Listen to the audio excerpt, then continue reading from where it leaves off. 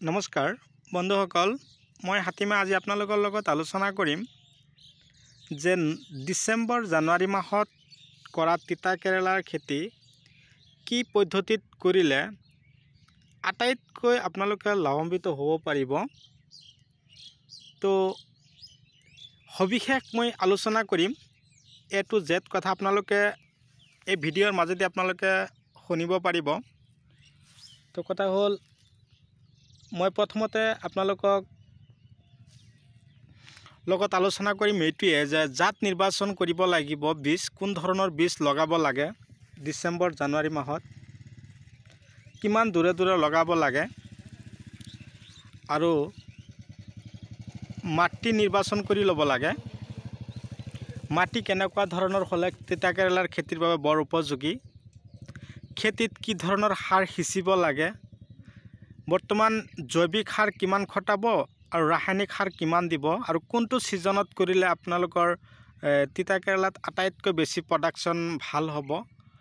লগতে মই আপোনালোকৰ লগত শ্বেয়াৰ কৰিম যে কি ঔষধ দিলে আপোনালোকে ঠাণ্ডাৰ পৰা আপোনালোকৰ গছখিনিক বচাই ৰাখিব পাৰিব। তো কথা হ'ল, সবিশেষ মই আপোনালোকৰ লগত আলোচনা কৰিবলৈ গৈ আছোঁ। লগতে মই বিন দিছোঁ, এই চাওক অৰ্জুন বিন লগাই দিছোঁ। ইয়াত বিনো ধৰিব মাজে মাজে, যাতে মাটিখিনি যাতে নষ্ট নহয়, এনে অযথা পৰি নাথাকে, যাতে ঘাঁহ নহয়।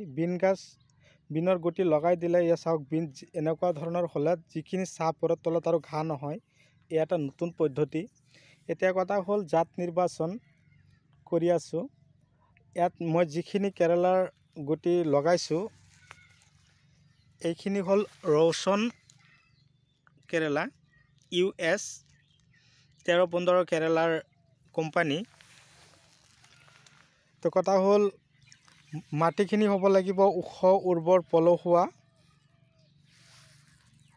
এঢলীয়া আৰু অম্লতা বেছি থকা মাটিৰ তিতা কেৰেলা খেতিৰ বাবে বৰ উপযোগী।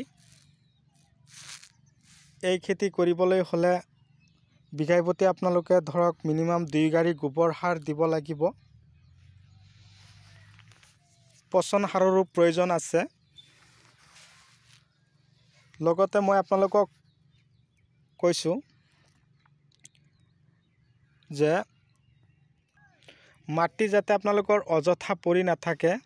লগতে মই আপোনালোকক কৈছোঁ যে তিতা কেৰেলাৰ খেতি যদি আপোনালোকে কৰিম বুলি ভাবিছে, তেনেহ'লে মাটিত আপোনালোকে প্ৰথম অৱস্থাত বিঘাই প্ৰতি 5 পৰা 7 কিলো চূণ সিঁচি ল'ব লাগিব, যাতে মাটিত কোনো ধৰণৰ আইৰণ নাথাকে। লগতে মই আপোনালোকক জনাই দিছোঁ, এই খেতি কৰিবলৈ হ'লে গুটি লগাব লাগিব ডিচেম্বৰ মাহৰ তাৰমানে অন্তিম সপ্তাহত আপোনালোকে লগাব।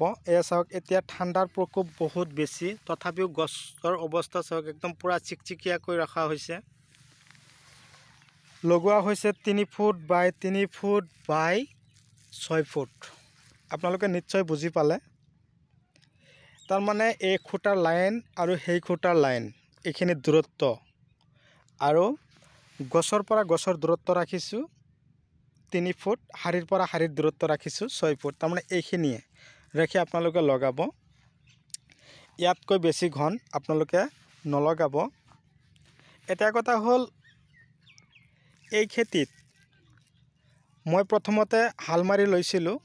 2 পৰা 3 বাৰ হাল মাৰি লোৱাৰ পিছত আপোনালোকে গৰু হাল যদি আছে মাৰি ল'ব, নহ'লে ট্ৰেক্টৰটো আপোনালোকৰ আজি ডিজিটেল আহি গৈছে, টকা দিলে আহি যায়। বিঘাই প্ৰতি আপোনালোকে 10 পৰা 15 কিলোমান আপোনালোকে ছুপাৰ দি দিব। ফছফৰাছ দিব আপোনালোকে 8 পৰা 10 কিলো দি কিনে আপোনালোকে আকৌ এবাৰ হাল মাৰি মাটিখিনি একদম পূৰা ধূলিময় কৰি তাৰপিছত আপোনালোকে গুটি লগাব।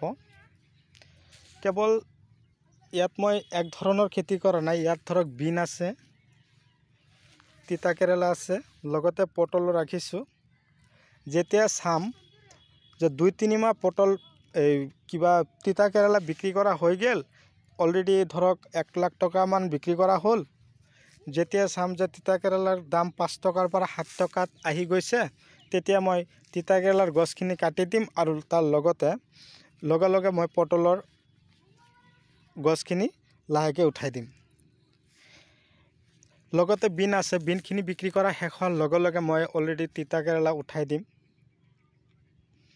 এতিয়া কথা হ'ল এই খেতিত মই যে ঠাণ্ডাৰ দিনতো গছখিনি এনেকুৱা চিকচিকাকৈ ৰাখিছোঁ, একদম পুৰা তেলতেলীয়াকৈ ৰাখিছোঁ, তাৰ কাৰণে মই ঔষধ কি দিলোঁ। তো গুড়া পোকাৰ ঔষধ আপোনালোকে খেতিত স্প্ৰে কৰিব লাগিব। উৰণীয়া পোক বুলি কয়।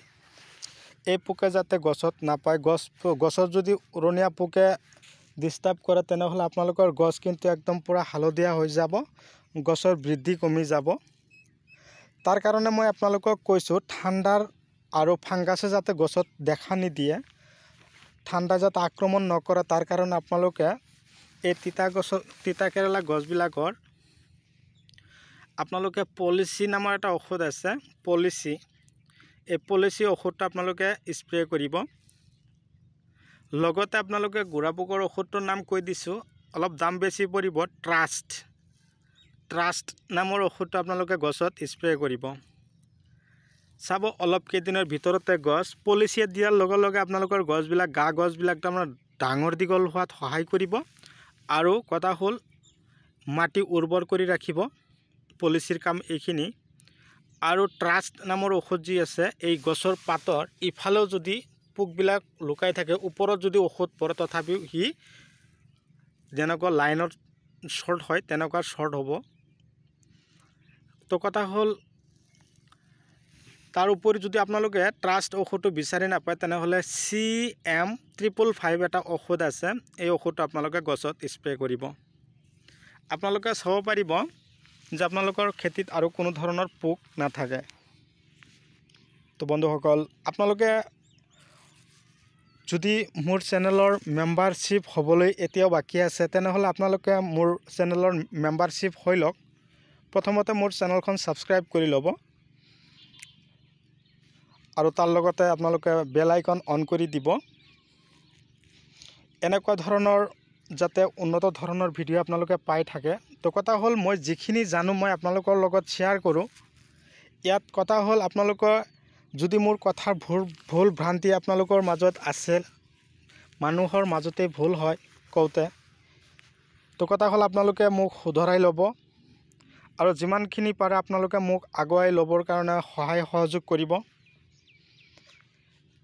তালৈ আশা ৰাখিলোঁ।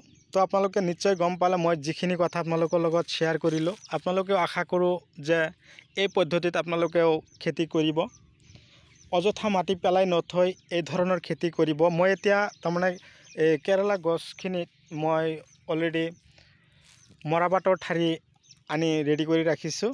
এতিয়া মই ইয়াত উঠাই দিবৰ কাৰণে প্ৰস্তুতি ল'ম। তো বন্ধুসকল, বিশেষ নকৈ মই আজি আপোনালোকৰ মাজৰ পৰা বিদায় লৈছোঁ। পৰৱৰ্তী ভিডিঅ'ত যাতে আপোনালোকক পুনৰাই লগ পাওঁ সেই আশাৰে ধন্যবাদ।